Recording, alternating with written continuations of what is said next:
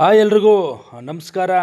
ಮತ್ತೊಮ್ಮೆ ನಮ್ಮ ಶರಣ್ಯ ಪವಾಡದ ಮುಂದೆ ನಿಮ್ಮ ಮುಂದೆ ಇದೊಂದು ಕಂಪ್ಲೀಟ್ ವಿಡಿಯೋ ಇದೆ. ಹೌದು, ಮತ್ತೆ ನಮ್ಮ ಶರಣ್ಯ ಚಾಮರಾಜನಗರ ಜಿಲ್ಲೆ ಹನ್ನೂರು ತಾಲೂಕಿನ ಚಿತ್ತಾಪುರ ಅನ್ನೋ ಒಂದು ಗ್ರಾಮದಲ್ಲಿ ಮತ್ತೊಂದು ಪವಾಡನ ಮರುಸೃಷ್ಟಿ ಮಾಡಿದ್ದಾರೆ. ಹೌದು, ಈ ರೈತರು ಶರಣ್ಯನ ಹತ್ರನೇ ಪಾಯಿಂಟ್ ಮಾಡಿಸ್ಬೇಕು ಅಂತೇಳಿ ಹಠ ಮಾಡಿ ಶರಣ್ಯನ ತಮ್ಮ ಜಮೀನಿಗೆ ಕರ್ಸ್ಕೊಂಡಿದ್ದಾರೆ. ಯಾಕಂತಂದರೆ ಸುತ್ತಮುತ್ತಲೆಲ್ಲ ನಾನು ಕೇಳ್ಪಟ್ಟಂಗೆ ಅಲ್ಲಿ 15, 20, 12 ಬೋರ್ವೆಲ್ಲೆಲ್ಲ ಫೇಲ್ ಆಗಿದೆ.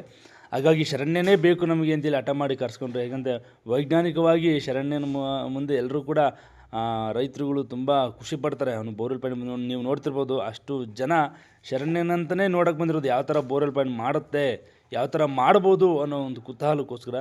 ಹಾಗೆ ಶರಣ್ಯ ಎಲ್ರಿಗೂ ಕೂಡ ಆಶೀರ್ವಾದ ಮಾಡಿ ತನ್ನ ಬೋರ್ವೆಲ್ ಪಾಯಿಂಟಿಗೆ ಸಿದ್ಧತೆ ಮಾಡ್ಕೊತ ಇದ್ದಾನೆ. ಆನಂತರ ಶರಣ್ಯನ ಪವಾಡ ಯಾವ ಥರ ನಡೆಯುತ್ತೆ, ಯಾವ ಥರ ಬೋರ್ವೆಲ್ ಪಾಯಿಂಟ್ ಮಾಡ್ತಾನೆ ಅನ್ನೋದನ್ನು ನಿಮಗೆ ನಾನು ತಿಳಿಸ್ಕೊಡ್ತೀನಿ ನೋಡಿ. ಜಮೀನೆಲ್ಲ ನೋಡ್ಕೊಬಂದು ಆದ ನಂತರ ನಮ್ಮ ಶರಣ್ಯ ಅವನಿಗೆ ಬೇಕಾದ ಜಾಗದಲ್ಲಿ ನಿಂತ್ಕೊಂಡು ಆ ಲಾರಿನೆಲ್ಲ ಪರೀಕ್ಷೆ ಮಾಡ್ಕೊಂಡು ಏನು ಮಾಡ್ತಂತ ಗೋಮೂತ್ರದಲ್ಲಿ ಬೋರ್ವೆಲ್ ಪಾಯಿಂಟ್ ಮಾಡ್ತಿದ್ದಾನೆ. ನೀವು ನೋಡ್ತಿರ್ಬೋದು, ನಾನು ಮಾರ್ಕ್ ಮಾಡ್ತಾಯಿದ್ದೀನಿ, ಅಂದರೆ ಗುರುತು ಮಾಡ್ತಾಯಿದ್ದೀನಿ. ಶರಣ್ಯ ಗೋಮೂತ್ರ ಹಾಕೋದು ಒಂದು ಜಾಗದಲ್ಲಿ ನಾನು ಮಾರ್ಕ್ ಮಾಡ್ತಾಯಿದ್ದೀನಿ.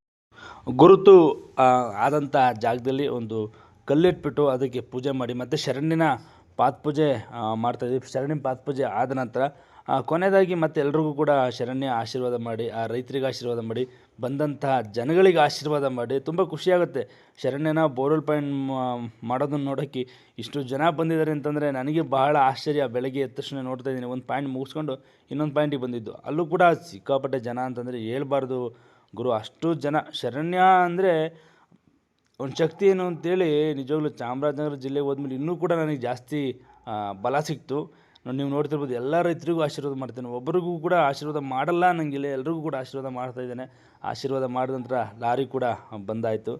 ಲಾರಿ ಬಂದು ಆದ ನಂತರ ಅದು ಕೂಡ ಏನು ಶರಣ್ಯ ಬೋರ್ವೆಲ್ ಪಾಯಿಂಟ್ ಕೊಟ್ಟಿದ್ನೋ ಆ ಜಾಗಕ್ಕೆ ಬಂದು ನಿಂತ್ಕೊಂಡಾದ ನಂತರ ಮತ್ತೆ ಎಲ್ಲ ಸೆಟ್ ಮಾಡಿ ಶರಣ್ಯನ ಪಾದಪೂಜೆ ಶರಣ್ಯನ ಪಾದಪೂಜೆ ನಿಲ್ಲಿಸ್ಕೊಳೋಕ್ಕಿಂತ ಮುಂಚೆ ಏನು ಮಾಡ್ತಾನೆ ಶರಣ್ಯ, ಒಂದು ಕಾಯಿ ತೊಗೊಂಡು ಕಾಯಿಗೆ ತನ್ನ ಬಲಗಾಲಿಂದ ಆಶೀರ್ವಾದ ಮಾಡಿ.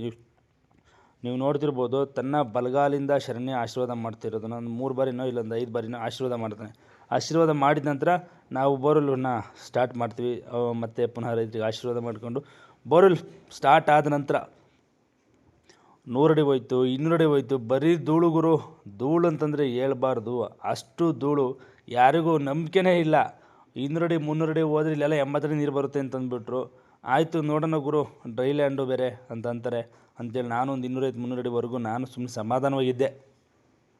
ಆಮೇಲೆ ಇನ್ನೇನು ಮಾಡೋದು, ಒಂದು 400, 420 ಹೋದರೂ ಕೂಡ ನೀರು ಬರಲಿಲ್ಲ ಗುರು. 450ಕ್ಕೆ ಹೆಸರು ಸ್ಟಾರ್ಟಾಗಿ 460ಗೆ ಒಂದು 2.5 ಇಂಚು ನೀರು ಕೊಟ್ಟ ಭಗವಂತ. ನಿಜವಾಗ್ಲೂ ನೀರು ಬಂದಾಗ ಆಗಿದ್ದು ಖುಷಿ ನೋಡಿದರೆ ಯಾರ ಕಡೆಯಲ್ಲಾದರೂ ನೀರು ಬಂದೇ ಬರುತ್ತೆ. ನಿಜವಾಗ್ಲೂ ನೀರು ಬಿದ್ದು ಪಾಯಿಂಟ್ ಮಾಡೋಕ್ಕೆ ಬಂದಿರಲ್ಲ ಜನ, ಅದಕ್ಕಿಂತ ನೀರು ಬಿದ್ದಾಗ ಬಂದ ಜನನೇ ತುಂಬ ಜನ ಬಂದಿದ್ದರು, ಬಂದು ನೋಡ್ಕೊಂಡು ಹೋಗ್ತಾಯಿದ್ರು. ಈ ಬಸವಣ್ಣ ಈ ಥರ ಬೋರ್ವೆಲ್ ಪಾಯಿಂಟ್ ಕೊಡುತ್ತಾ ನಾವೆಲ್ಲೂ ಕೂಡ ನೋಡಿಲ್ಲ.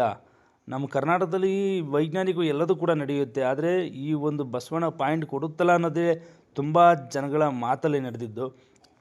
ಭಗವಂತ ಏನು ಬೇಕಾದರೂ ಮಾಡ್ತಾನೆ, ಅವನ ಕೈಲಿ ಆಗದಿರೋ ಕೆಲಸ ಯಾವುದೂ ಇಲ್ಲ ಅನ್ನೋದನ್ನು ಅಲ್ಲೂ ಕೂಡ ಚಾಮರಾಜನಗರ ಜಿಲ್ಲೆಯಲ್ಲಿ ಮತ್ತೆ ಪುನಃ ಸಾಕ್ಷಿ ಸಮೇತ ಪ್ರೂವ್ ಮಾಡಿಬಿಟ್ರು. ನನಗಂತೂ ಭಾಳ ಖುಷಿಯಾಯಿತು. ನಾವು ಆ ನಾಡಿಂದ ಈ ನಾಡಿಗೆ ಬಂದಿದ್ದು, ನಮ್ಮನ್ನು ಗೌರವಯುತವಾಗಿ ಕೂಡ ಅವರು ತುಂಬ ಚೆನ್ನಾಗಿ ನೋಡಿಕೊಂಡ್ರು. ಮಲೆ ಮಹದೇಶ್ವರ ಬೆಟ್ಟದ ತಪ್ಪಲಲ್ಲಿ ನಾವಿದ್ದೀವಿ, ನಮಗೆ ಮಾದಪ್ಪನೇ ಎಲ್ಲ ಅಂಥೇಳಿ ಮಹದೇಶ್ವರನ ಒಂದು ಗುಣಗಾನ ಮಾಡಿ ನಮ್ಮ ಅಪ್ಪನ ಆಶೀರ್ವಾದ ಎಲ್ರಿಗೂ ಕೂಡ ನಡೀಲಿ ಅಂತ ಕೇಳ್ಕೊತಿದ್ದೀನಿ. ಎಲ್ರಿಗೂ ಕೂಡ ಒಳ್ಳೆಯದಾಗಲಿ. ಮತ್ತೊಮ್ಮೆ ನೆಕ್ಸ್ಟ್ ವಿಡಿಯೋದಲ್ಲಿ ಸಿಗೋಣ.